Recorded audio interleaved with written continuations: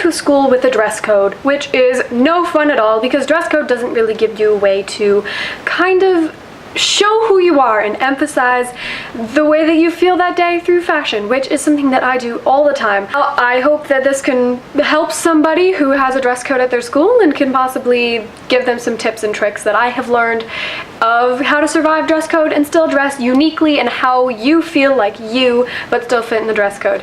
I'm only going to be showing you some tips and tricks I've learned as a girl. The guys have a very different dress code at my school that is very strict, and unfortunately they can't really kind of trick dress code and get their way out of it. For girls though, we have a bit of a broader dress code, but at the same time it's more constricting because it is left up to the interpretation of teachers, which is really tough depending on which teachers are going to get you in trouble for what you're wearing. Our dress code is you can wear skirts and dresses, but they have to come to the knee. You have to wear no jeans, no leggings, no tight pants, no yoga pants, no sweatpants, no shorts, no capris, but dress pants that are still pretty loose and baggy. You have to wear a collared shirt or blouse every day.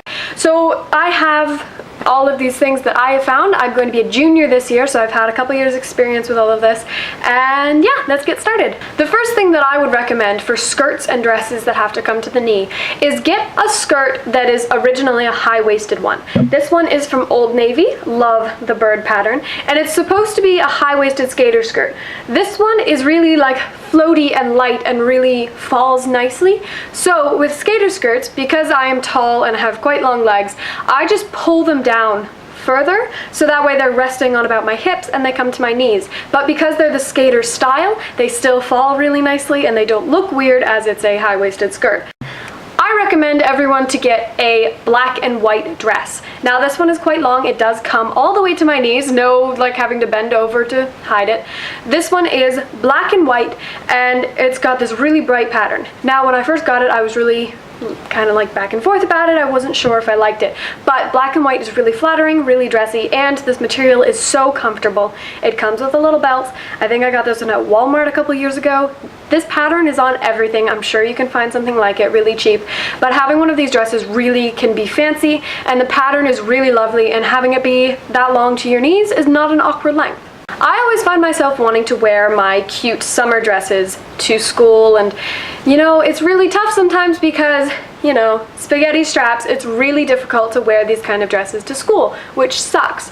But what I have found is if you get a cute sweater with 3/4 length sleeves that matches, you can just cover up the straps and have your summer dress be wonderful. The last thing I would recommend for dresses is getting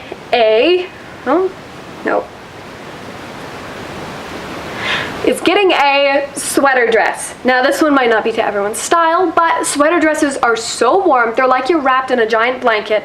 Long sleeves, lovely, so soft. Most of the time they come to your knees. And this one has a nice cowl neck, so it's doubly a blanket. Sweater dresses count as dresses, but you're still warm and cozy. Even on the coldest of winter days, you still feel great and still feel like you look amazing. Now, if you're always going to be wearing skirts and dresses to school, there are two things that I highly recommend you wear with them. One is a pair of shorts to go under everything. If it's still pretty warm out and you don't want to wear tights or leggings underneath your dresses, put on shorts. You're going to be in a classroom all day, you're going to be sitting in chairs, you don't want to be worried about flashing everyone, and if you flash them, it's gonna be awful. So wear shorts under everything. It doesn't add any extra bulk and it just gives you that extra protection that if you're worried about it, you're not going to flash anyone. The other thing I would recommend is a pair of fleece-lined leggings. I think these are necessary for everyone's outfit, but in the winter you can still wear your skirts and dresses, still look lovely, and still have everything come to the knees, but then still have leggings underneath that are fleece-lined rather than just thin, normal leggings. I have trouble getting pants that are long enough, fit nicely, but aren't too tight. So one way that I found to kind of cheat the dress code rules of no jeans, but I also don't want to wear dress pants every day, is to go and get jeggings. These ones are from American Eagle. I find that their jeggings fit me the best because they're just the most flattering shape, and I get the jeggings in a size too big. So they come down to a nice tapered leg.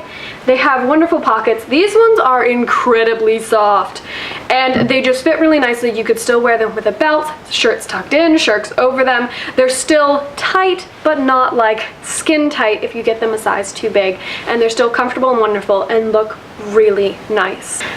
Now, for shirts, when you're in dress code, it's tough wearing a collared shirt every day. Collared shirts are the worst things ever invented because if you're like me and you have a bit more chest than a lot of people but are still relatively skinny, button-up shirts are hell because none of them actually button unless they're too big for you, and then it's all baggy everywhere in the wrong places and the sleeves are too long and they don't button. But if you get them the size you actually need, they don't button right. If you get a shirt that's actually your size, it just won't button over your chest, which is the worst thing ever. So I have a couple shirts that I will definitely recommend to you if you are like me, a bit busty and have some issues with finding button-up or collared shirts. 1. Polos. I hate polos. I have avoided them for many years until this year I kind of gave in and went, yes, I need them. These go under everything. They go under all of your sweaters, under all of your coats, and they're still short sleeve, still really nice.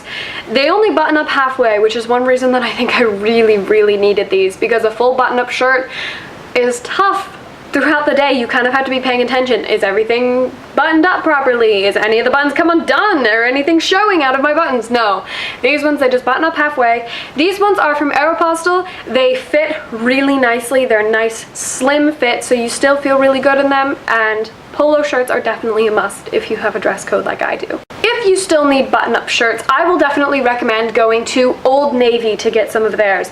I particularly love this one because the sleeves roll up and they look really nice. They're super lightweight, and this one I have in a size too big for me. But the thing with these is they're very flattering shape. They're meant for people with normal body types, so they button up over your chest, and while they might be a little baggy, they tuck in well and they fall really nicely, and they still look great without looking like you're drowning in a shirt but being able to button it. So those are fantastic. There are a few different ways to kind of cheat a dress code into thinking you're wearing a collared shirt.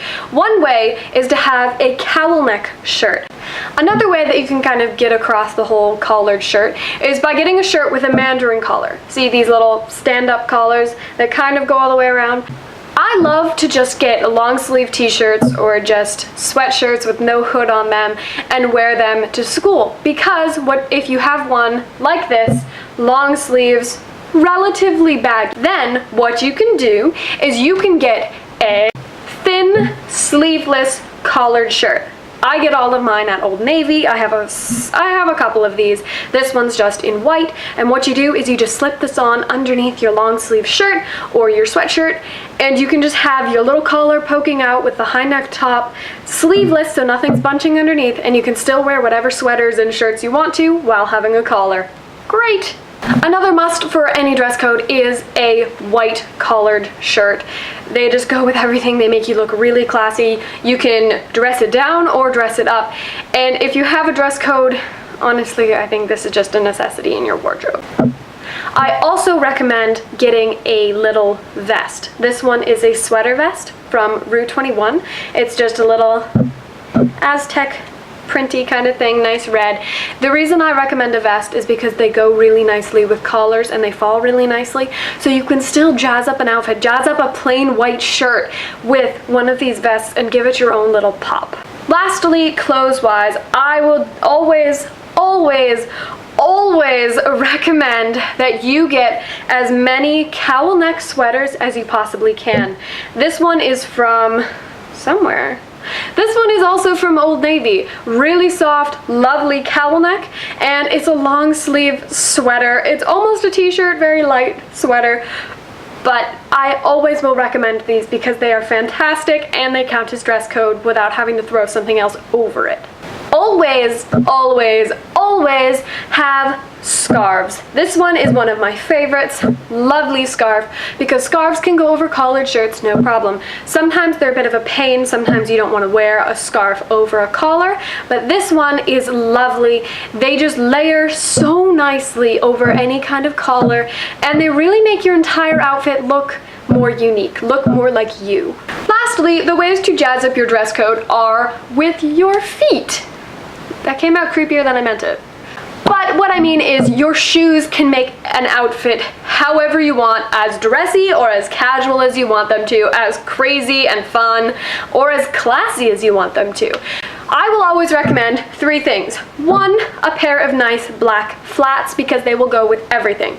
2, a pair of nice heels that are comfortable for spending a whole day in. And 3, a pair of sneakers. So I hope that helps some of you kind of figure out how to work with your dress code, whether or not you've been struggling with it for a while or you're just coming into a school that has one. Let me know if any of these tips helped you, or if you have any more that you could give me. That would be wonderful. These are just some of the things I've discovered and the most useful ones, so I hope you enjoyed.